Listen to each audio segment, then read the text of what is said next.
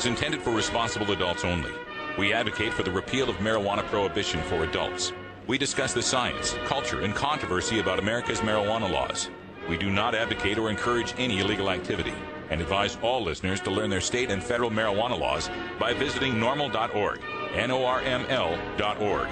Opinions and claims made by guests and advertisers of NORML Show Live are their own and do not necessarily reflect the philosophy and policies of NORML. Listener discretion is advised.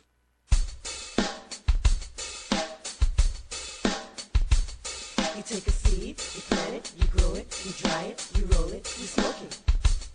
You take a seed, you plant it, you grow it, you dry it, you roll it, you smoke it, and it goes down smooth. Hey! Spanning the continent to bring you the truth about cannabis and marijuana law reform. I smoke pot and I like it a lot. From the promise of legalization. And I think we need to rethink and recriminalize our marijuana laws. To the agony of prohibition. One major responsibility is to encourage people to use less drugs. The National Organization for the Reform of Marijuana Laws presents NORML Show Live, Marijuana Nation. Now, here's your host, NORML's Outreach Coordinator, Radical Russ Belville. Good day, tokers and tokettes, and welcome. It is Monday, March 5th, 2012, and it's got to be 420 somewhere in the world. Thanks for joining us here for the show. We're going to have ourselves a good time. Sitting to my right, holding things down in the chat room, we got Ganja John hanging out. How you doing, John? What's up, Russ? How you doing? I'm doing great. Starting out a brand new week, and 3-day week. We're going to be out at the Houston, Texas, at Rice University. I didn't get the right Ganja John cam up, did I?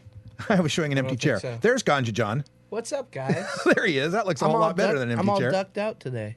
And so I'm headed to Houston. No shows on Thursday or Friday. I'll be debating Dr. Kevin Sabet, and we'll try to stream that live for you on Friday. Also joining us from the newly reopened virtual studio in beautiful Grass Astoria, Oregon, our senior news editor, Cannabis Carrie. Hi, Russ. Good to be back. They got internets back up there in Astoria now. Barely, like an hour before the freaking show. Nothing like a little pressure, huh? Yeah, that's all right. That's all right. Megan Dabbs had me all set up. Thank you, Megan Dabbs, for letting me literally phone it in on Friday. Right on. All right, so Carrie brings us our hemp headlines after the first break. What do we got in the news today? Well, today we need to address this continuing crackdown on dispensaries, both in the state of California and Colorado. Also, a health alert that needs to be issued about some synthetic marijuana, also up on Hemp Headlines today, Russ. All right, we'll check that out. Also, if there's time, I'll take a look at a report that came out last week on marijuana and driving. It kind of segues into my rant for today, which is a look at cannabis and driving, a rational review. This is something that's been written up by Paul Armentano and updated every year at the NORML website. I want to give you the breakdown, the basic facts, the truth about marijuana and driving. Also on today's show at half past, we've got a guest joining us, Adam Smith from the I-24 constitutional amendment here in Oregon that would define a personal right to marijuana. And of course, it's Roots Monday. So at 20 after, I'm going to bring you your daily toker tune. This is one that Herb Thrasher turned me on to, some alt country from Jake Orvis. The tune is called Dreadful Sinner, and we got a video to go with it as well. All that in Toker Talk Radio in Hour 2, where you can call in and make your voice heard, coming up next on NORML Show Live. Stick around. You're listening to NORML Show Live, the voice of the marijuana nation. Hi, I'm Radical Russ. One of the best things about marijuana is the wonderful aroma. But when you travel a lot like I do, that aroma becomes a suspicious smell. That's why I endorse stealth-products.com, the leaders in smell-proof containers. From smell-proof vacuum bags to smell-proof backpacks and duffel bags, all the way to smell-proof digital safes, stealth-products.com has you covered. Stealth-products.com brings you safe, secure, odorless layers of protection with activated carbon fiber. Backpacks and duffel bags are simple black so as not to attract attention with a logo or a flashy design. Now, nothing is perfectly odor controlled from the detection of drug dogs, but with proper vigilance, containers from stealth-products.com will help you avoid nosy humans. You're now listening to Elliot Beats. Stealth-products.com. Stealth-products.com. Hey, this is Sub Cool from Team Green Avenger Seeds, TGAgenetics.com, and you're listening to NORML Show Live. Weedmaps.com. I'm Radical Russ from NORML. In my job as outreach coordinator, I travel every month, and when I'm on the road, I need a fast, accurate way to find the medical marijuana dispensaries in the area. So I turn to Weedmaps.com. Weedmaps.com has the best dispensary locator online or on your mobile device. Search by zip code or let Weedmaps find you, and in seconds you'll have the addresses, phone numbers, and customer service reviews for the medical marijuana dispensaries in the local area. Weedmaps.com also has a section devoted to helping you find a doctor who understands and recommends medical marijuana under your state's law. You can even check prices on the Medical Marijuana Stock Exchange. Coming soon, you'll even be able to find the listings of NORML attorneys and chapters, local head shops and grow shops, and the best weed-friendly businesses. Weedmaps.com has the information you need to be an informed cannabis consumer. Visit Weedmaps.com today, a proud sponsor of the NORML Network.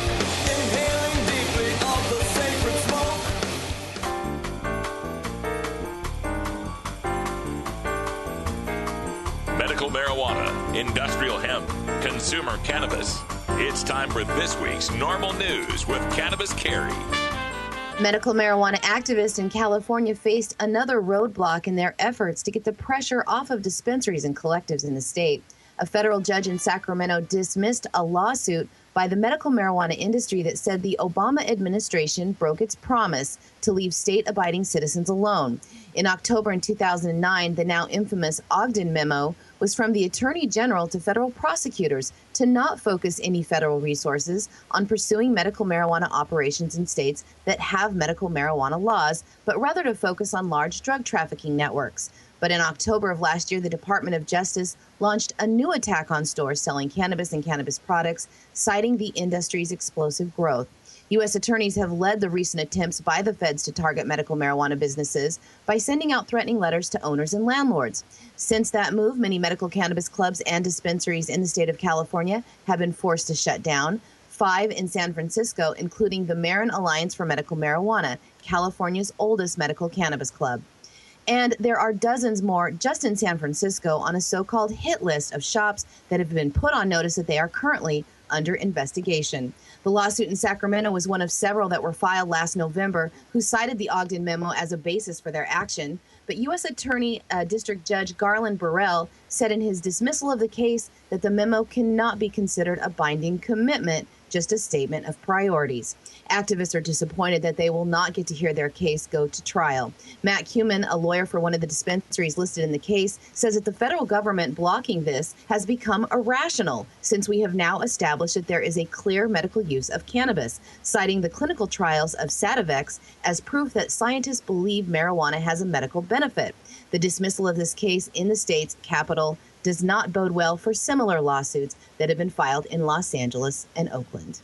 Yeah, unfortunately, you got the situation here where we're talking about a memo and a statement of priorities. And unfortunately, that does not carry the full weight of law. I know people wanted to make the estoppel argument, this entrapment argument. Hey, the government said they weren't going to go after dispensaries if we operate legally and under the state law. Which is not exactly what they said. What they said was it would be a bad use of federal resources to do so. They didn't say they were going to stop doing it.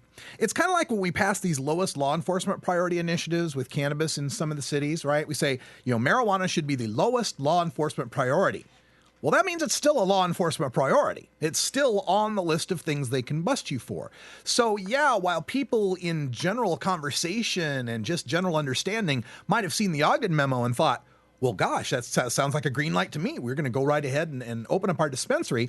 It wasn't really a green light. It was just a statement of priorities. And that's the unfortunate technicality under the law that we have to deal with. There are many more arguments to be made on this case. And one place that I would encourage attorneys to start looking is at the lawsuit that's currently winding its way to the Supreme Court regarding the Obama administration's mandate that people buy health insurance, private health insurance. Conservatives are attacking this using the idea here that the Commerce Clause can't possibly necessarily tell people that they have to buy something, that the federal government can force them to buy something. And there are many really interesting legal issues tied up in the arguments that actually bring back the Raich decision and refer to the Raich decision, the medical marijuana decision that said the feds could go after medical marijuana no matter what the states say. There's an interesting novel legal argument that could be made there that could possibly not only benefit what the conservatives are trying to do in ending this mandate to purchase private health insurance, but also help us in erasing that mandate from the federal government that says they can go after completely intrastate medical personal use marijuana. And we've got to try every possible angle we've got here to end this prohibition. Called a follow-up to that last story, the U.S. Attorney for the state of Colorado sent a letter to a lawyer that was representing a medical marijuana dispensary on Friday.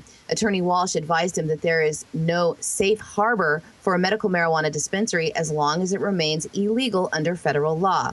Also, he said to advise his clients that there was one would be, quote, incorrect and untruthful and would mislead them factually and legally. Now, in the current political climate, letters like these only bolster the idea in the marijuana industry that they are all being targeted by the federal government. 23 dispensaries in the state received letters a few months ago saying that they were not in compliance with being at least 1,000 feet from a school, and they needed to shut their doors or face raids, prosecution, and forfeiture of their assets. Local governments can modify that school zone restriction, and some of the dispensaries were grandfathered in if they complied with all the other restrictions. Now, to back up that letter from Friday, a spokesman for the U.S. Attorney's Office, Jeff Dorscher, said this morning in response to media requests that there could be other factors that can close down a shop, like having firearms or non-compliance with amounts or other issues, but said that it was not possible to answer the question whether a medical marijuana shop in compliance with state rules and regulation would still face any trouble. Well, once again, I mean, it's just underlining and underscoring what we all know. Medical marijuana is illegal under federal law. There is no safe harbor. It doesn't matter how the states decide to regulate it. It doesn't matter what laws the states pass, how many initiatives, how many votes, what goes on.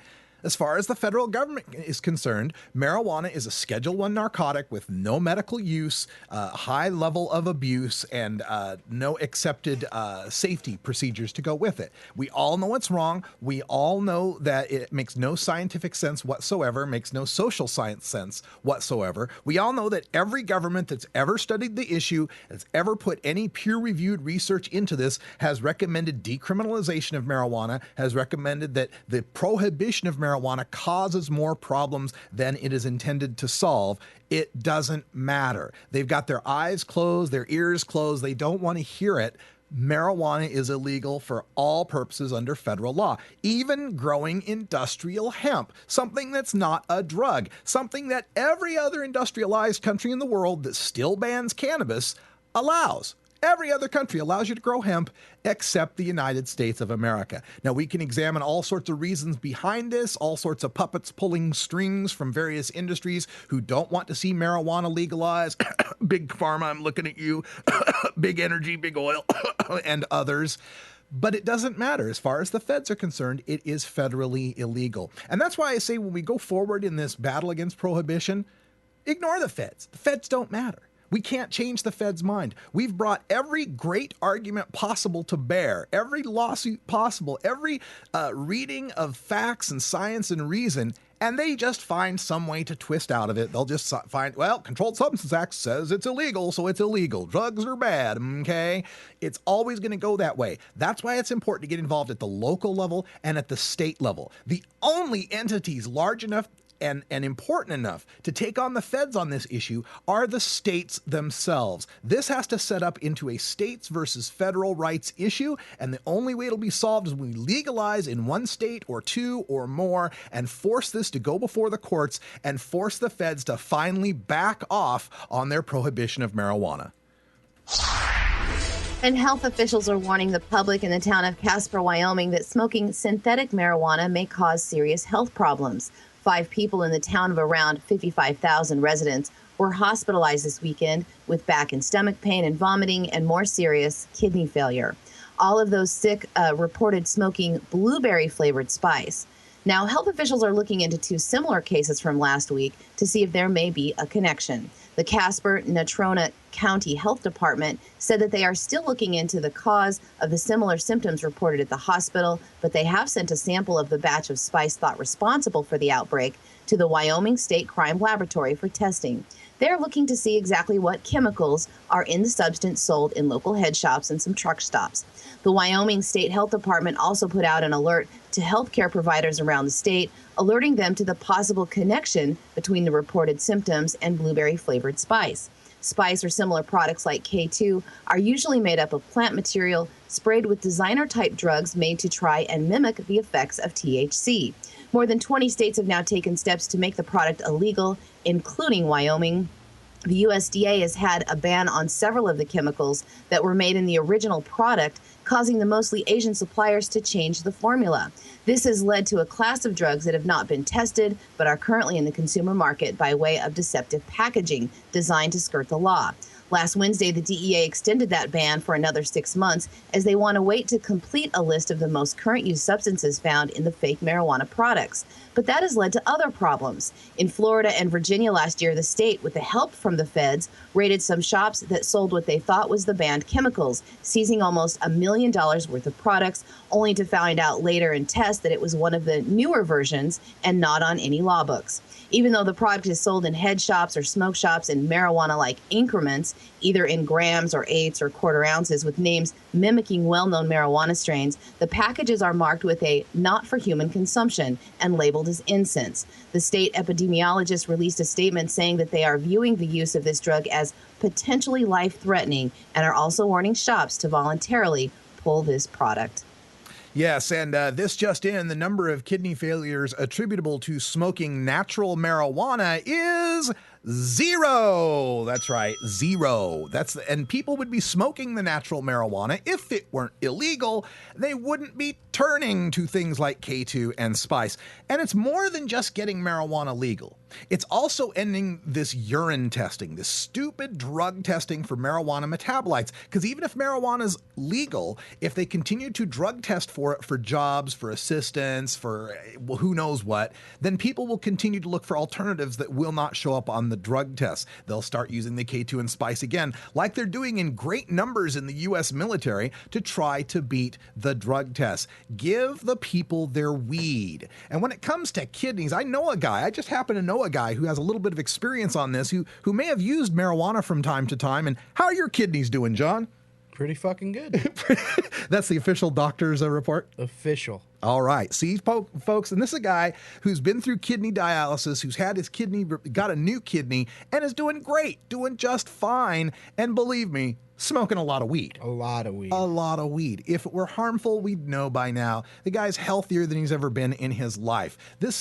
But not with K2, man. If you were using K2 or spice. No, I'd want you to slap it out of my face. Or slap me in the face if I was trying to smoke that shit. That's right. Stay away from that stuff, folks. I know everyone's desperate, and you're in a dry state and there's a drought out there and you can't get any weed and you really want to get high, you want to use something. It's not worth it, man. It's really not worth it. I would encourage you rather to drink alcohol than to use K2 or spice. And I don't usually advise people to drink, man, but at least with alcohol, we know where its safety tolerances are. You know how much you can have. You're not going to get some spiked, poisoned bottle at the 7-Eleven or something if you go buy yourself a 40 ounce, right? If you really got to tie one on and your only choice is K2 or alcohol, please pick the alcohol. This stuff isn't tested. It's unsafe. We don't know what's going on with it. It's variable. And the more they keep monkeying with the chemical, monkeying with the molecule, in order to skirt whatever law is passed to try to ban it, the farther out into uncharted territories we get with this stuff. Don't take risks like that with your life. Stick with the real thing. Get yourself a beer if you have to, but please stay away from that K2 and spice.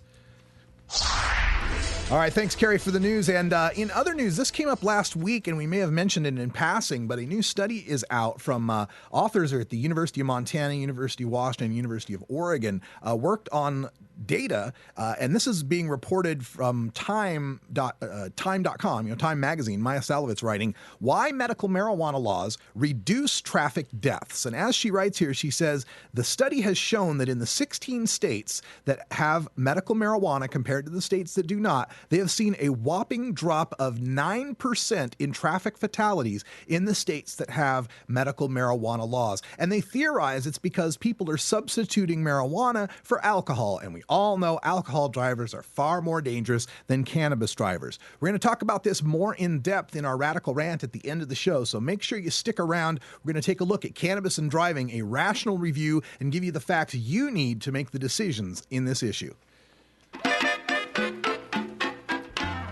What do you think about a break, Russ? I think 20 after is the perfect time for a break, and we hope everybody out there can join us.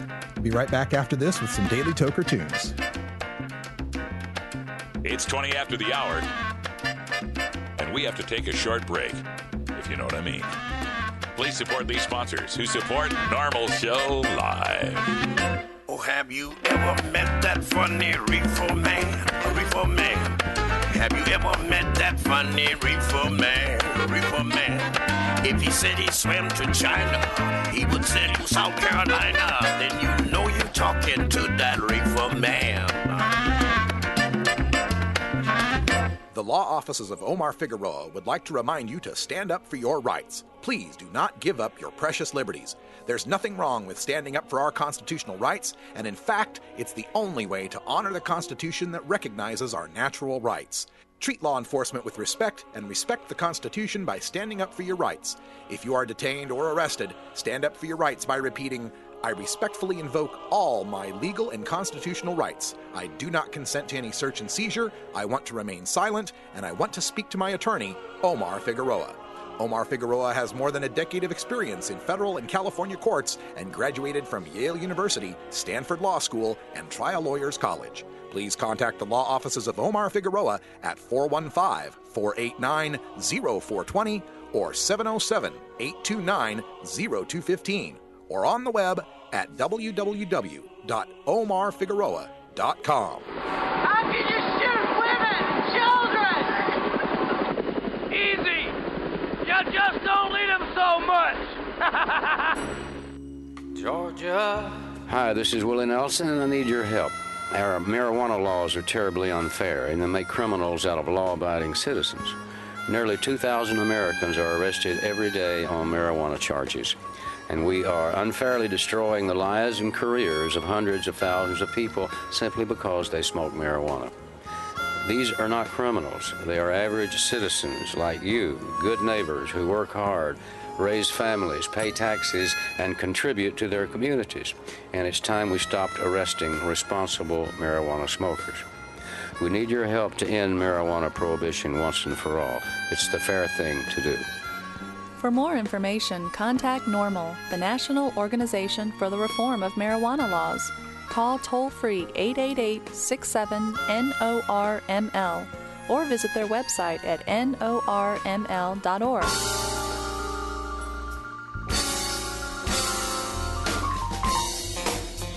It's time for your Daily Toker Tunes, the best in 420 friendly music from all genres that uplifts, entertains, and informs the public. Today we bring you tunes for Roots Monday, our celebration of the music that evolved into the popular modern music of today. We pick the best of blues, country, folk, and jazz with a 420 feel and serve it up for you every Monday. If you'd like to submit your song to be played on NORML Show Live, send it to us at stash@norml.org. Now here's some more great independent marijuana music for today's Daily Toker Tunes. All right, welcome back, everyone. And for your Roots Monday today, I'm going to give you some music that I first picked up on NORML Rocks with Herb Thrasher. And if you haven't been joining us on Friday nights at 11 Eastern or 8 Pacific for that 2-hour rock and roll show with Herb Thrasher, you really ought to stop by. We have such a good time. Herb's got such an in-depth knowledge of hard rock and metal and the metal I call Cookie Monster metal. Call it Cookie Monster metal because they sound like the Cookie Monster. Me want cookie now. I can get with that. Cookie Monster metal, right?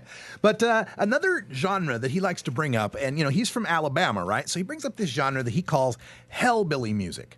Hellbilly, and it's alt country. It's kind of like it's personified by Hank Williams III, right? The grandson of the legendary Hank Williams and the son of Hank Williams Jr. But it oftentimes features raunchy lyrics and kind of more of a kind of an edge to it than most country does. And this next artist that I'm going to bring you for this one is one of those. His name is Jake Orvis, and Jake with a Y in it. Jake Orvis. And we've got a video to go with this. It's a song called Dreadful Sinner, and it kind of exemplifies that alt-country hellbilly sound that we're sometimes playing. In fact, Herb's last show was a hellbilly special. So if you want to know all about hellbilly, check out Normal Rocks on YouTube. You can get the videos for that latest show. All hellbilly music, including a local group called the Johnson Creek Stranglers. So great stuff. Here we go. Without further ado, this is Jake Orvis with Dreadful Sinner for your Roots Monday Daily Toker Tune. The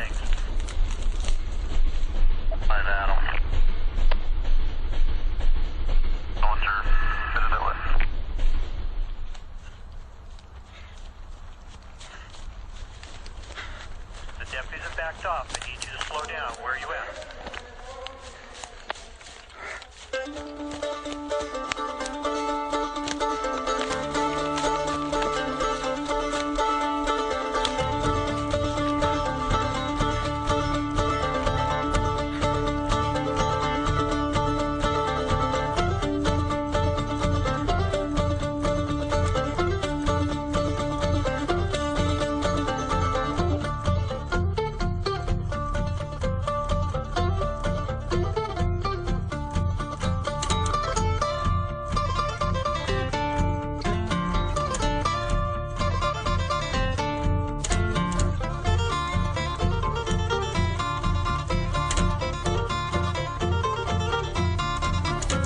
Mercy, wrap your arms around me. Jesus, why did you not blind me?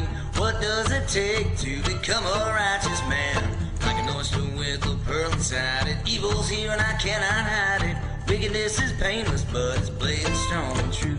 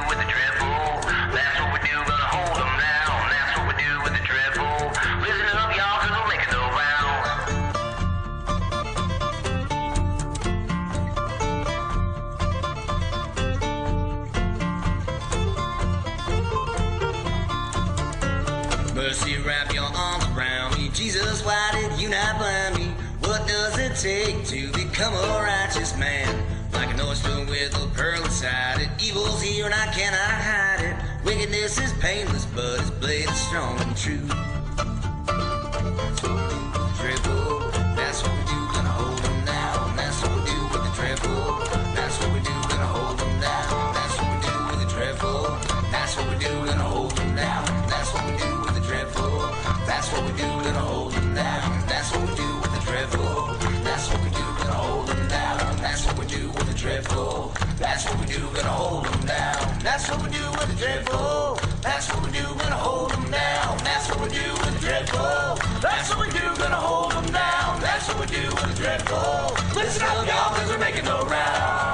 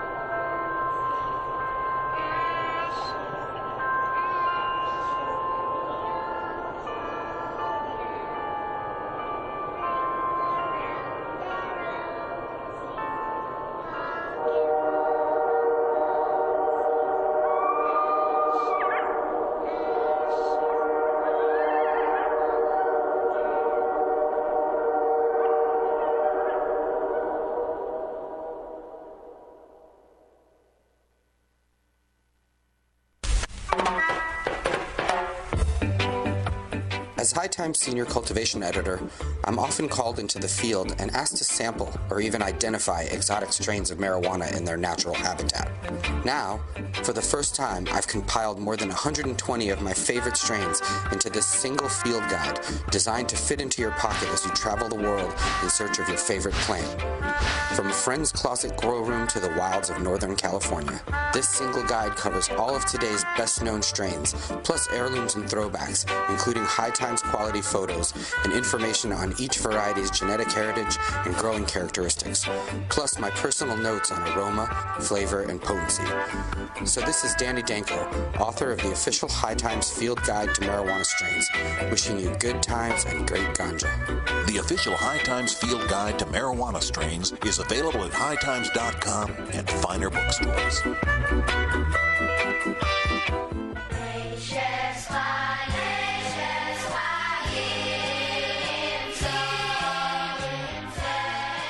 The children!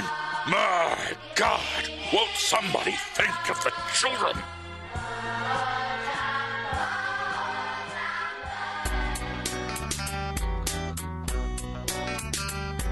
Look, when I was a kid, I inhaled frequently. That was the point. Remember, Mr. President, you once were just one bust away from being Barry the drug criminal. Life ain't a box of chocolates gone. That's why people smoke weed and take bumps and drink way too damn much and get drunk and do it all over again first of the month. Bitches have something to say. All of us can get a piece of that pie. And the reason we don't have headway is because that 1% can't figure out how they're going to make all the money.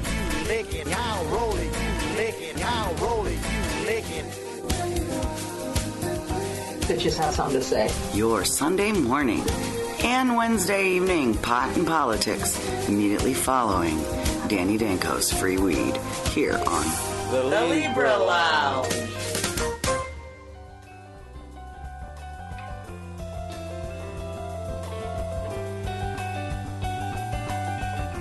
NORML, unlike any other marijuana or drug reform organization, is built from the ground up by grassroots activists. We are the Marijuana Smokers Lobby, and we aren't just anti-prohibition, we're pro-marijuana.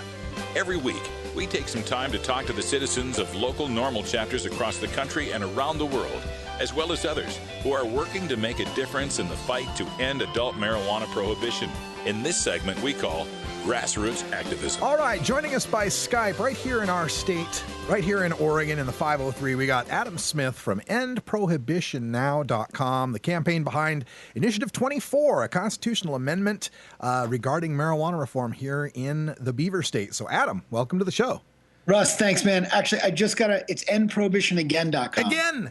Now that it's cool. It just went up. The campaign's new. We're just getting off the ground, and we're all getting through the early jitters. So don't worry about that. That's the thing. EndProhibitionAgain.com is the website. And I brought that up in the intro because I thought it was a very, very clever way to frame this campaign.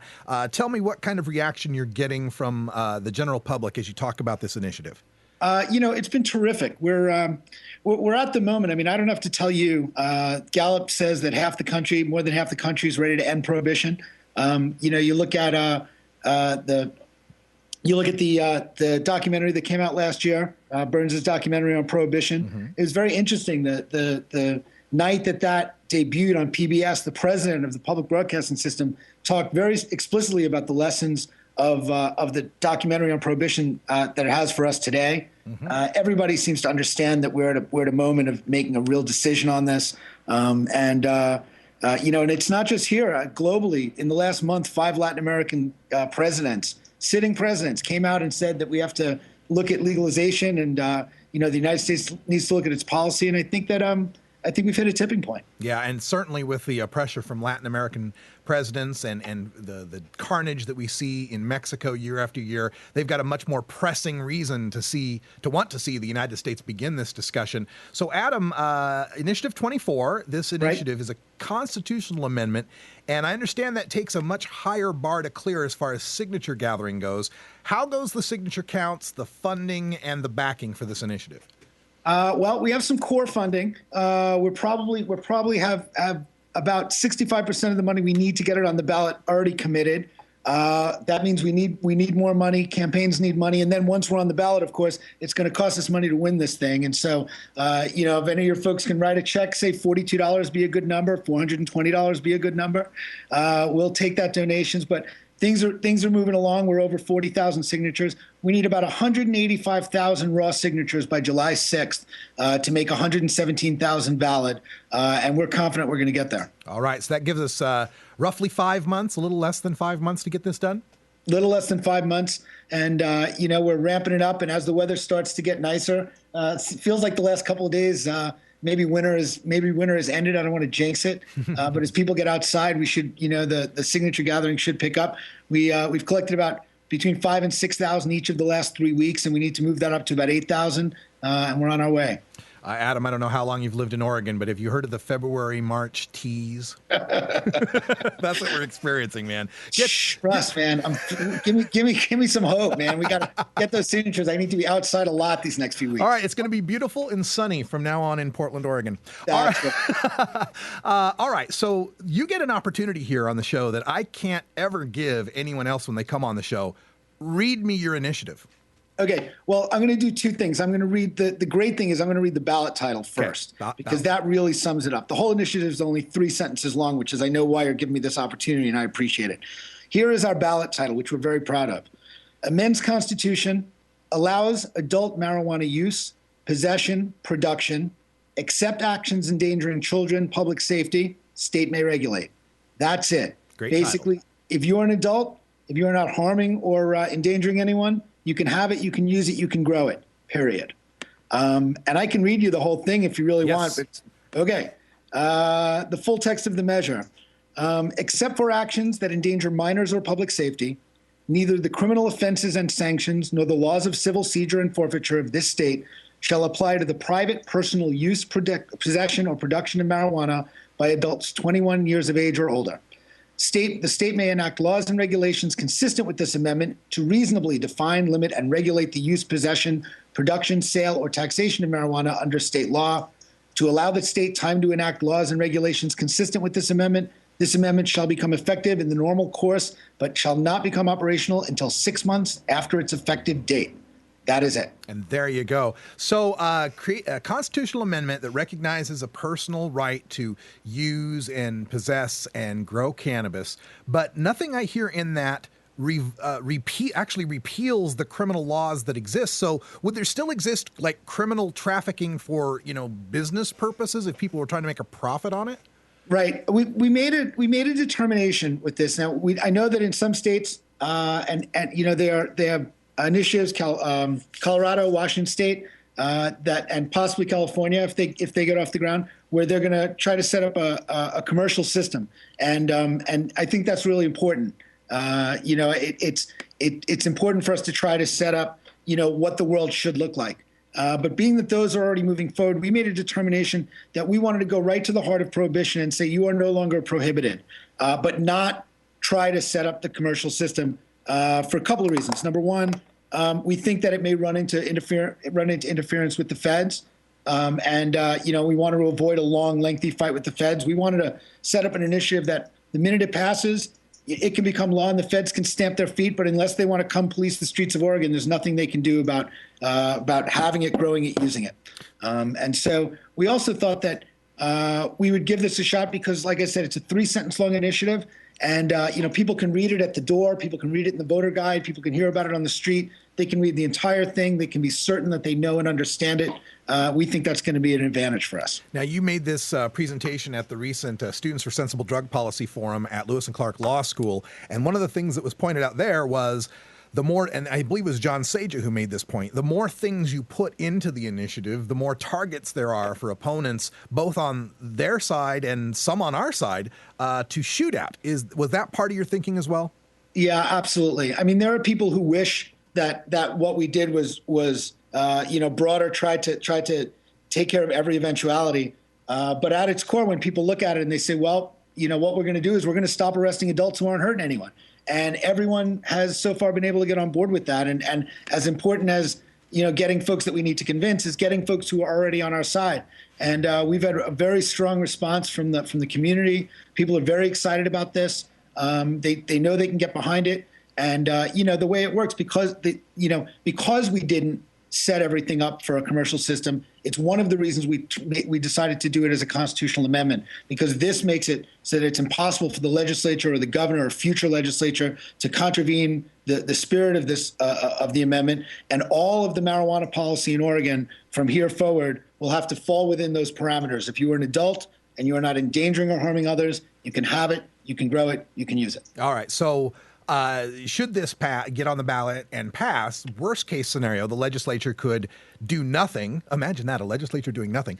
And we'd end up with, you can have it, you can grow it, you can use it, but if you're buying, selling it, or trafficking it, you could still get busted. Or best case scenario, give them 6 months and they could actually put together a commercial system. Right. Well, we're pretty confident that once the legislature takes a look at this and realize that people are going to be having it, growing it, and using it, they're going to wonder where their piece of the action is. Clearly the state is in need of revenues. All states are in need of revenues. And we think that what will end up happening, if not immediately, very soon thereafter, is that the legislature is going to start to think about how can they tax this? How can they set up a commercial system so they can get their piece of the action? And then we can go to the federal government hand in hand with the state and talk and say, look, we all want to do this well. And we think that that's going to put us in a very powerful position. As you said, though, if they do nothing, what we'll have a system where you can grow it, you can share it with your friends, you can have it as long as you're not giving it to kids and as long as you're not making any money on it, nobody can stop you. All right. So this is endprohibitionagain.com, Initiative 24, for people who want to check it out. We're speaking with Adam Smith on this initiative. And the two factors that we see in campaigns in legalization that seem to have sticking power, seem to get traction among our opponents' arguments are two. And they are, what about the stone drivers? And my God, what about the children? So how will your campaign go, to educating the public and fighting back against those kind of charges? Well, let's start with the stone drivers. The initiative does not change the laws currently in place. If you are driving impaired, you are driving impaired, and we are not changing the laws around that. So if it's illegal right now to drive impaired in Oregon, it will be illegal after passage to drive impaired in Oregon. We don't think that. We think that answers the question. The protections remain in place. That falls under endangering the public, and so, we don't encourage people to use at all, or to certainly to get behind the wheel of a car if they're not straight and sober. And we're not looking to amend the laws right now that will stop you from doing that. The second question is the children, and that's a really interesting question. Obviously, we can go through all the conversations about how an entirely unregulated system makes access for kids almost inevitable. How kids right now, if you're 15 years old, it's easier under prohibition to get access to cannabis than it is to get access to alcohol.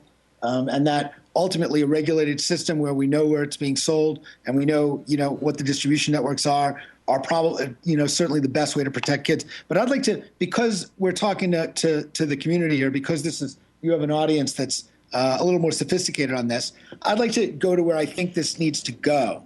And that is, if you are a parent, and I'm about to become a father for the first time, if you are a parent and you're a 15-year-old, if you think your 15-year-old is smoking weed, and right now, under the current laws, you are praying that your kid is not caught by the police. You are hoping that your kid does not end up in the criminal justice system. Nothing good in Oregon is going to happen for you or your family if your kid gets found by the police.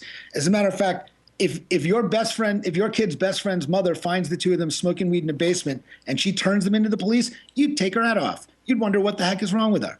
What should happen to that kid if he gets caught smoking weed? He should be brought to you. He should be brought to his parents, remanded to the custody of their parents. I think ultimately in this country where we need to go and is in that direction, because I think that no parent wants their kid having their life destroyed because they smoked a weed. We know for a fact that marijuana is not fatal to 15-year-olds, but we also know that getting 15-year-olds caught up in the criminal justice system, which we do all the time here in Oregon for possession, can be fatal to their economic chances, to their chances in school, to their lives. They will, lose their driver's license. They'll have a permanent record. And ultimately, I think the parents in this state would want their child brought to them, and because and have them deal with it. And I think that's the direction that we need to go.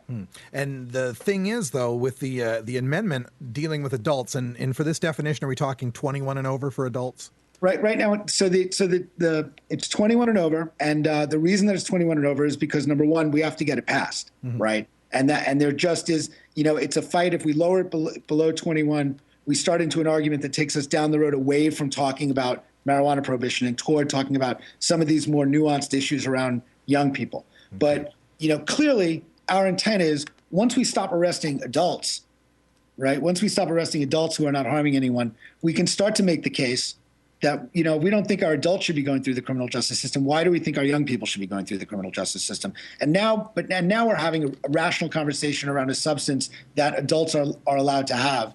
And I think that it goes hand in hand with alcohol, where, minor in possession is an offense. But I think we understand that we try to treat that as not a criminal offense. And I think ultimately we need to move in that direction entirely. We're speaking with Adam Smith from EndProhibitionAgain.com, the I-24 initiative to set a constitutional right to the personal use of cannabis. And that brings me to another question. Oregon's a really strange state in law here, in that 28 grams is a ticket and 29 grams is a Class B felony. So when it comes down to defining what a personal amount is, or how much you could grow personally, where do you think this is going to come down to? That's an excellent question. Well, first of all, let's be clear that the ticket that you're talking about is $1,000 fine, plus court costs that is often hundreds of dollars, plus a 6-month driver's license suspension, regardless of whether there was a vehicle involved, plus a permanent record that's public and searchable by schools, employers, landlords. So under an ounce is a pretty hefty penalty in Oregon, especially if you are young or not well off, and can really do a number on your life.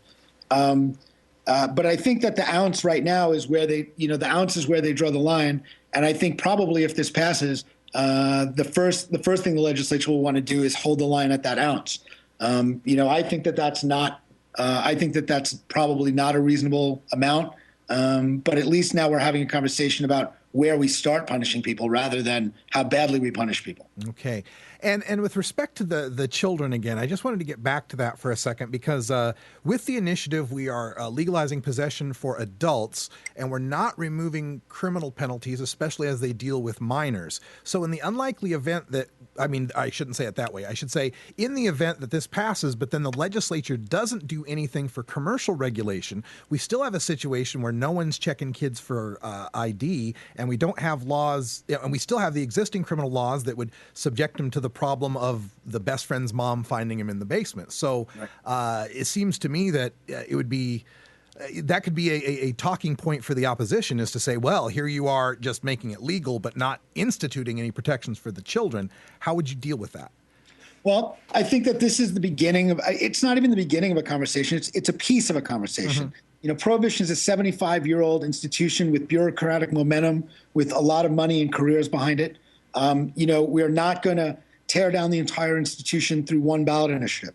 What we think we can do with this ballot initiative, and do really effectively, is immediately end the arrest of adults who aren't hurting anyone, who are using this for personal use or growing it for personal use. And we think that gives us a beachhead, and a pretty strong beachhead, to begin the process of moving the rest of the laws. And again, by making this a constitutional amendment, by enshrining in the Constitution that this is not actually a crime to grow, to use, to have for adults, we start from a much different place, and the conversation is a much different conversation. We want to be careful about people, wishing that we could do everything with one initiative. And I tell you, I worked in drug policy for a long time back in a former life. I spent about 8 years working in drug policy, and it wasn't just marijuana; it was AIDS and needle exchange, and Latin American issues, and sentencing reform, and the right to consciousness, and all of the various issues that are subsumed under the drug war and under prohibition. And there are problems all over the place. And the Global Commission on Drug Policy this year, which includes multiple former heads of state from Latin America and Europe, business people, George Shultz, former Secretary of State of the United States. They came out with a set of recommendations. And what they said was the first thing the United States has to do is legalize marijuana as the first step in a series of reforms to start to deal with the overall problems of prohibition. And I agree with that. I think that, we have to take the step that we can take. And right now, we can immediately stop arresting adults for their personal recreational use of marijuana, for growing it, for having it, for using it. And I think from there, we start to have a conversation. We can stand up in a place of strength and start to have the conversations about what does this mean for young people? How do we want to treat our young people? What does this mean for over and outs? What does this mean when you grow it? And we live in an agricultural state, and everyone knows that you have a harvest and you have a whole bunch of stuff comes in from the harvest, and then you use that for the whole year. Well, how do we build our laws around the reality of what people are going to do? Yeah, like I've been saying for a long time, it's a lot easier to be citizens fighting to expand your rights than criminals trying to gain them. 100%. I think you have it exactly on the nose. If you don't mind, I'm going to borrow that and use that on the campaign show. Thank you. That's my donation. One last question from our chat room. And wait a minute. I don't get a check, man. I get that. I mean, that's gold. I mean, I understand that that's gold, but I still may ask you for a check. Okay. It's my job. You understand, right? Absolutely, my man. Absolutely. All right. One last question we're getting from our chat room here wants to know, Oregon's had a history here of being very reluctant to amend its constitution. There's been a few constitutional amendment tries in the past few elections that have gone down. So what makes you confident that we can clear that hurdle of the constitutional amendment when it's failed on other issues in the past? Man, I'll tell you, there's going to be 3, possibly 4, maybe even 5 initiatives across the West to legalize marijuana.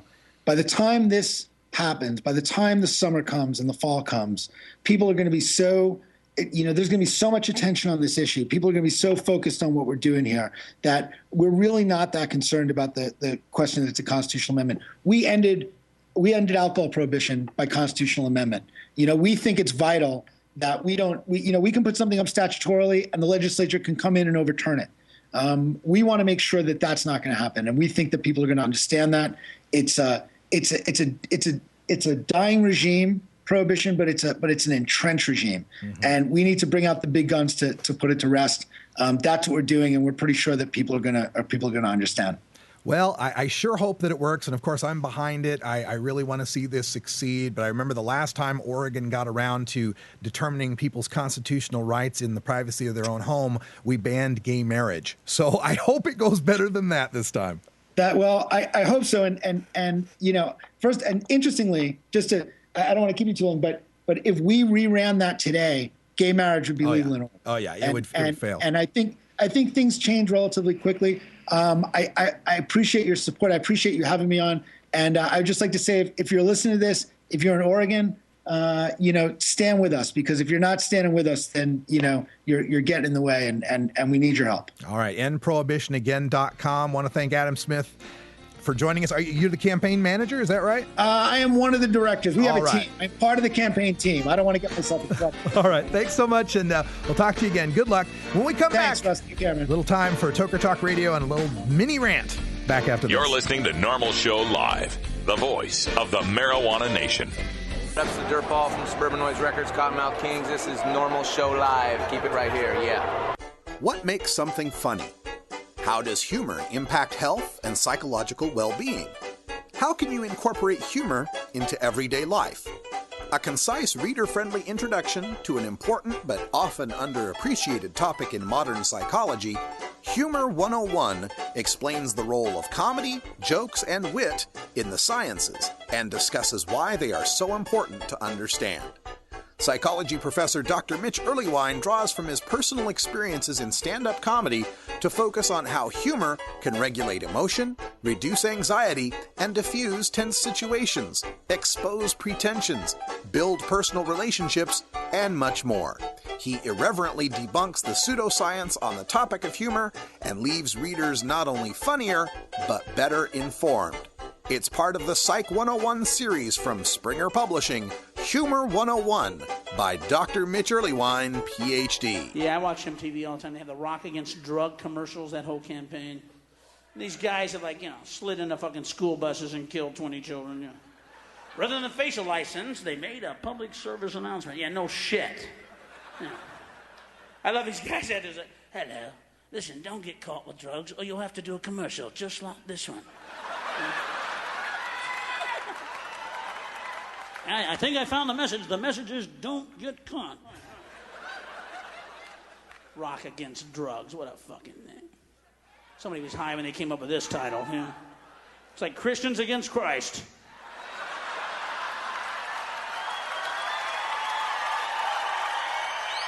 Rock created drugs. What are they talking about? They go together, folks. You want answers? I'm as mad as hell, and I'm not going to take this anymore. You want answers? You have offended my family. I think I'm entitled. You want answers? I want the truth. And you have offended the Shaolin Temple. You can't handle the truth. Surely you can't be serious. I am serious. And don't call me Shirley. Radical Rant. Only about 30% of America's prisoners are considered dangerous enough to be a threat to society. 2.5 million people in prison, 62% there for soft, non-offensive drug convictions. That belief, combined with a price tag close to $300 billion to capture, convict, and jail those prisoners, has folks from both the left and right questioning if there's a better, smarter way. Few issues in these divisive times can bring liberals and conservatives together, but who we choose to punish and how has such a high cost both to individuals and society's pocketbook that it has brought liberals and conservatives together in a new joint effort at prison reform. PBS talk show host Tavis Smiley and Princeton professor Cornel West want to reform a system they believe sweeps far too many poor folks and people of color behind bars while doing little to educate them. It's warped priorities. Prisons over education. We have to do something about these persons who need help as opposed to being locked up. That's where it has to start. Groups from across the political spectrum are joining with them to push for radically changing who America imprisons. How much do we spend on incarceration? Are we getting our money's worth? What is the cost-benefit analysis when somebody gets sentenced to prison? Both sides agree it wastes tons of taxpayer dollars, plus human capital, as it imprisons and warps people who could otherwise still contribute to society. The skills they learn to survive inside our violent prisons make them more dangerous when they get out. So we're undercutting public safety by sending low-risk offenders to prison. It is time to switch. It's time to stop being tough and stupid. It's time to be smart and safe. We have prisons for people we're afraid of, but we've been filling them with folks we're just mad at. Two of the gentlemen who fit into that category of people we're not afraid of but just mad at are here at Prison Fellowship. And one of them was a White House official imprisoned for one of the most famous scandals of the 20th century, Watergate. Lawyer Chuck Colson played the role of ruthless operative in Richard Nixon's White House. Becoming a convict after Watergate humbled him, and he surrendered his life to Christ. I was in prison in Knoxville, Alabama. I was running the washing machine next door to the former chairman of the board of directors of the American Medical Association. He's running the dryer. Colson says they lost their freedom, and society lost a lot too, as the duo did nothing but wash and dry clothes. But it was ridiculous. I could have been helping inmates who were poor and needed legal services, or former inmates, or he could have been delivering babies in the city. There's all kinds of alternatives. The Prison Fellowship founder believes crime has to be punished. The taxpayers don't have to be punished in the process. When you put a guy like me in prison, he's spending $40,000 a year to support that person. He's not producing a thing. He could be producing things and paying back his victims, restitution. Prison Fellowship Vice President Pat Nolan once led the Republicans in the California Assembly before pleading guilty to a federal corruption charge and going to prison. He says nonviolent offenders like he was can still be useful if they're punished out in the community. They can support their family, they can keep a job, they can pay taxes. So some states, with tough on crime Texas taking the lead, are working to turn things around. The goal, imprison only the truly dangerous while punishing and rehabilitating everyone else on the outside. And over $1 billion they've saved already. So Texas is really ground zero for cooperation between Tea Party activists and NAACP activists on these issues. They were able to take 3 prisons off the table that they had in the budget and use that money for drug treatment programs and mental health facilities for people in the community. 1/3 of it went to that, 2/3 of it went to help solve their budget problems. This coalition of left and right points out these states are saving money. They're also seeing their crime rates drop lower than the states who keep building more prisons. And the fact these reforms have brought left and right together still raises eyebrows, like those of a legislator who once cornered Colson. He said, I thought you were conservative. I said, I am. He said, but aren't you for lock them up? I said, yeah, but not when they're not doing any danger to me. I just want to lock up dangerous people. Paul Strand, CBN News, reporting from Prison Fellowship, Lansdowne, That's Virginia. right. If you just heard that, that's CBN News. And if CBN doesn't ring a bell, that's the Christian Broadcasting Network. That's Pat Robertson's network, bringing together conservatives like Grover Norquist and Chuck Colson from Watergate in agreement with liberals like Cornel West and, well, I don't know if Tavis Smiley is necessarily liberal, but still. This is an issue we can all agree on. It's time to end the arrest and prosecution and warehousing of nonviolent marijuana offenders and nonviolent drug criminals. It's time to end it. We can all agree on it. It's time to start working on it. And you can help. Go to NORML.org, look at the big green box on the right, and click on ACT to make your voice heard. For Ganja John and Cannabis Carry, I'm Radical Russ. Until next time, take care of each other, tokers. This is NORML Show Live, the voice of the Marijuana Nation. Take it on one more time. You take a seed, you plant it, you grow it, you dry it, you roll it, you smoke it. You take a seed, you plant it, you grow it, you dry it, you roll it, you smoke it. You take a seed, you plant it, you grow it, you dry it, you roll it, you smoke it, and it goes down smooth.